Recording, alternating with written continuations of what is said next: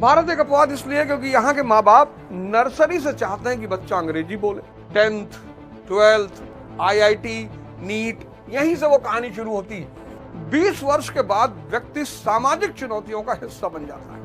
95% लड़के, बच्चे, बेटा, बेटी इतना दमन से गुजरते हैं इस दौर।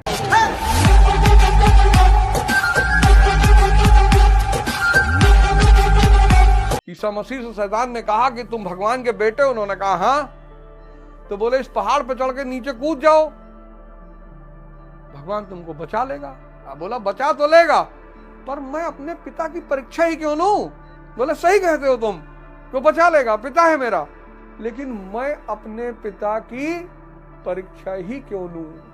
तो ये एक ऐसा समय है राजऋषि का जो स्थिति है, जहां रिद्धियां सिद्धियां व्यक्ति के पास आ जाती हैं। भूत, भविष्य, वर्तमान सब दिखाई पड़ने लगता है। रोगी के बगल से गुजर जाए, रोग ठीक हो जाए, मुर्दे को जिंदा कर दे, मतलब असीम शक्तियां। यहां प्रायः लोग नष्ट हो जाते हैं। तो मैं आप सबसे कहूंगा कि आप किसी महापुरुष के संगत में जरूर जाएं। इस देश में बहुत महापुरुष हैं। गर्मी की छुट्टियां आती हैं, सर्दी की छुट्टियां आती हैं, आप गोवा जाते हैं, लंदन जाते हैं, बहुत अच्छी बात है, जरूर जाएं। लेकिन कोई जागृत महापुरुष हो तो उसकी सेवा में भी जाएं।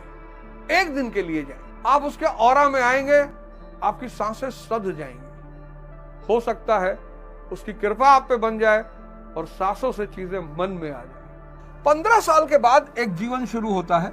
15 साल के बाद जब व्यक्ति समाज रूपी धारा में एंटर करता है, समाज रूपी धारा, समाज रूपी धारा में वो शामिल होता है। 10th, 12th, IIT, नीट, यहीं से वो कहानी शुरू होती है। 10th, 12th, IIT, नीट, अब तो यहीं से लोग सिविल की भी तैयारी करने लगे, एटसेट्रा एटसेट्रा। और 20 वर्ष के बाद व्यक्ति महाभारत का हिस्सा हो चुका होता है। महाभारत मतलब सामाजिक चुनौतियां। 20 वर्ष के बाद व्यक्ति सामाजिक चुनौतियों का हिस्सा बन जाता है। समाज में पहचान, सम्मान, धन, रिश्ते, ये सब अब उसके दिमाग में घूमने लगते हैं। रिश्ते, पहचान, धन, सम्मान। अब यहां जिस व्यक्ति को यहां दिशा मिल गई 20 वर्ष पे, इस व्यक्ति को यहां दिशा मिल गई 20 वर्ष पे, वो 20 से 30 वर्ष के बीच में भारत जैसे देश जहां माया अपना सर उठा चुकी है, भारत माया अपना सर उठा चुकी है। मॉल, ये आज माया के मंदिर हैं। बार, ये आज माया की लाइब्रेरी है। प्रोडक्ट्स, ये माया के दूत हैं, उत्पाद। 1990 से पहले सिर्फ एक घड़ी थी, HMT। आज आप घुसो घड़ियों की दुकान, एक से एक ब्रांड। 1990 से पहले एक जूता था बाटा और BSC। 1990 से पहले कपड़ा मतलब रेमंड, बार का तो कोई तुक ही नहीं उठता था। मॉल, और इन सब के साथ साथ फोन, सोशल मीडिया, मोबाइल, जिसने माया को प्रत्येक व्यक्ति के हाथ में बैठा दिया है। आज के समाज में डिस्ट्रैक्शन जन्मजात मिल रहा है। पहले तो लोग शहर जाते थे तो बर्बाद होते थे कि भैया शहर जाइए, मिट जाइए भैया, शहर जा पहले भैया इनके शादी कह दो भैया। अब तो जन्मजात डिस्ट्रैक्शन, पैदा होने के साथ साथ मोबाइल दिखा के बच्चों को खाना खिलाया जा रहा है, मोबाइल से बच्चों को उलझाया जा रहा है, मोबाइल से बच्चों को शांत किया जा रहा है। 4 लोग ऑफ बैठ के बात कर रहे हैं, मम्मी पापा दोस्त आए हुए बात कर रहे हैं, और बच्चा खुराफात कर रहा है, मोबाइल लिया, अंदर कमरे में भाग गया। अब वो अंदर कमरे में क्या कर रहा है, को तो बताया गया ना कि XXX रोमन नंबर है, उसने टाइप कर दिया, उसने देखा नंगे रोमन बाहर निकल रहे हैं। आज का समाज बहुत खतरनाक दौर से गुजर रहा है, बहुत। इस पे आप गौर करिए, आप सब लोग, नहीं तो आने वाला समय बहुत खतरनाक हो जाएगा। जन्म से कम 10 साल तक उसको दुनिया का कोई एहसास नहीं होता, जीवन, उद्देश्य, कुछ नहीं। मतलब जन्म से लेके 10 वर्ष तक मिनिमम, कभी कभी 20 भी हो जाता है। मतलब उसको जीवन क्या है, जीवन का उद्देश्य क्या है, कुछ भी पता नहीं होता। इसको बाल अवस्था कहते हैं। बड़ी प्यारी अवस्था, बहुत प्यारी। बाल अवस्था बड़ी प्यारी अवस्था, न कोई जिम्मेदारी, न कोई तनाव, न कोई स्ट्रेस। भारत एक अपवाद है। भारत एक अपवाद इसलिए क्योंकि यहाँ के माँ बाप नर्सरी से चाहते हैं कि बच्चा अंग्रेजी बोले, नर्सरी से चाहते हैं कि बच्चा हर सवाल का जवाब दे, धार्मिक ग्रंथ पढ़ने लगे। मतलब बच्चा नहीं उनके लिए।